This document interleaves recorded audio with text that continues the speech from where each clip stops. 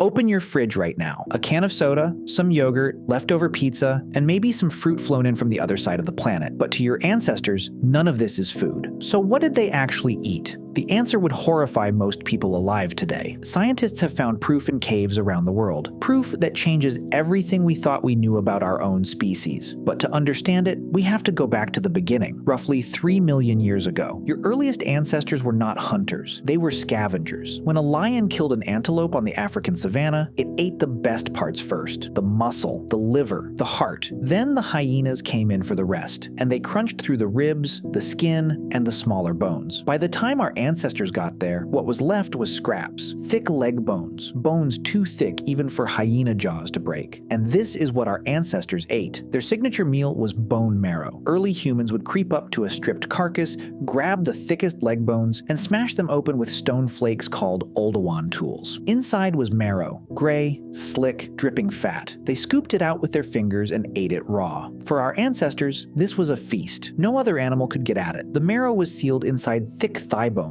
and we had the one thing no other scavenger had: hands that could grip a rock hard enough to break them open. They ate the brains too. A cracked skull holds almost a pound of solid fat, and fat is the most calorie-dense food in the animal. For an ancestor living on scraps, a skull was a jackpot. This is why your body still treats fat like treasure. It still remembers. We also ate insects, termites, grubs, beetles, fat white larvae the size of your thumb. They crunched like shrimp. For your deep ancestors, insects were not a last resort. They were dinner. This was life for over 1 million years. Day after day, generation after generation. But what came later is worse than you can imagine. First, fire. The oldest human fire we have ever found is inside Wonderwork Cave in South Africa. It is about 1 million years old. Once we had fire, we had cooking. Meat roasted over coals, roots buried in hot ashes, marrow bones dropped in the embers. Cooking is pre-digestion. Raw meat and raw plants force your gut to do hours of chemical work to break them down. Cooked food is already partly broken apart. Your body spends less energy digesting it and pulls more calories out of every bite. And scientists believe that as our ancestors started cooking,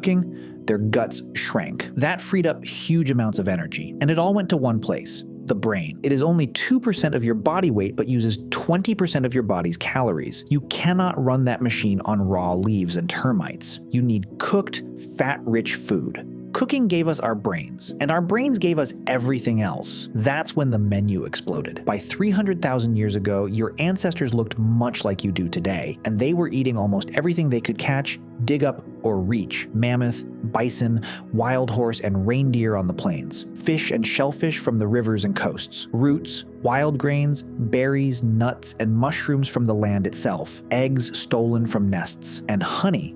Especially honey. The Hadza, a hunter-gatherer tribe in Tanzania, still eat the way humans ate before farming existed. About 15% of their calories come from wild honey. They climb dangerous trees, get stung hundreds of times, and keep going back because nothing else in the wild packs that many calories into one bite. And here's what's strange: that exact same craving is still alive in you today. Sugar. Your brain is wired for it because for hundreds of thousands of years, sugar gave your body two things at once: instant energy to use right now, and extra fuel your body stored as fat. That fat was the only thing that kept you alive when food ran out. A dripping honeycomb was the richest meal most of your ancestors ever laid eyes on. This is the program running inside you right now. Your body cannot tell the difference between honey in a tree and a donut. Modern food took that ancient signal and turned it into a business. Soda, candy, cereal, sauces, even most bread. Almost every packaged food on Earth is sugar wearing a different costume. That is why you cannot stop eating it. Your body is still trying to store fat for the next time food runs out. But sugar wasn't the only thing your body got hooked on. So, what else did your ancestors learn to crave? Meat. A single mammoth carcass could feed a tribe for weeks. One big kill saved hundreds of hours that would otherwise have been spent picking berries and digging roots. That saved time became time to raise children, teach skills, make better tools, tell stories around fires. This is why your body still craves protein. Every craving you have today was shaped by what kept them alive. But there was one craving we still have trouble admitting: each other. In a cave in England called Gough's Cave, researchers found human bones from about 14,700 years ago, and the bones told a story no one wanted to read. The skulls had been meticulously cleaned with stone tools. The face and the base had been carefully removed. What was left was the top of the skull, shaped, rim by rim, into a cup. The long bones had been cracked open the same way your earliest ancestors cracked open antelope bones, for the marrow. And here is where it gets worse. This wasn't starvation. The same cave contains the remains of horses, deer, and other animals. There was plenty to eat. A 2017 study calculated how many calories a human body actually provides. The answer is around 125,000. A single bison holds 600,000. A mammoth, 3 million. Humans weren't efficient food. They were a choice. One forearm bone found at Gough's Cave was carved with a zigzag pattern after the meat was gone. This wasn't a last resort, this was a ritual.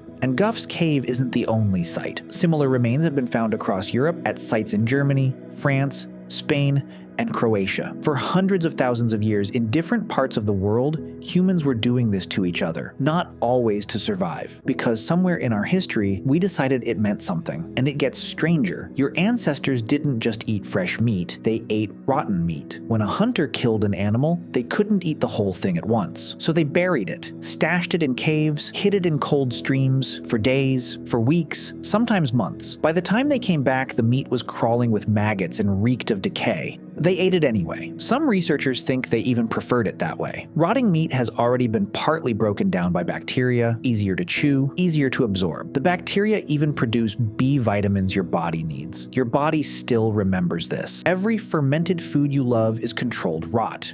Cheese, yogurt, sourdough, beer, wine, soy sauce, pickles. They are all rot, slowed down, and made safe. Your taste for cheese didn't develop in a French dairy. It developed on a savanna 100,000 years ago, eating something far worse. Every craving you have today for fat, for salt, for sugar, for the richest thing you can find is still running inside you right now. Your body doesn't know about grocery stores or refrigerators. It only knows this. Eat what's rich, eat what's rare, eat while you can, because tomorrow there might be nothing. At 11 p.m., when you open the fridge, even though you're not hungry, you're running a 3 million-year-old program, still scanning, still trying to keep you alive. But the world it was built for is gone. If you took a modern human and dropped them into the world of 50,000 years ago, they would probably die in days. You would not know how to find water. Half the plants would be a mystery, and you would not be strong enough to run down an animal, climb a tree for honey, or crack open a thigh bone for marrow. You would die staring at a landscape full of food you could not see. But if you dropped a 50,000-year-old human into your kitchen, they would think they had walked into a god's pantry. They would not understand any of it. A cold, sweet drink sealed in metal, bread that someone else baked, milk that sat sealed and fresh for weeks, fruit from places they had never heard of, food that nobody had to chase. It would look like the richest place anyone had ever walked into. For 3 million years, every human who ever lived was hungry, cold, and tired. You might be the first one who isn't, and you have no idea how rare that is.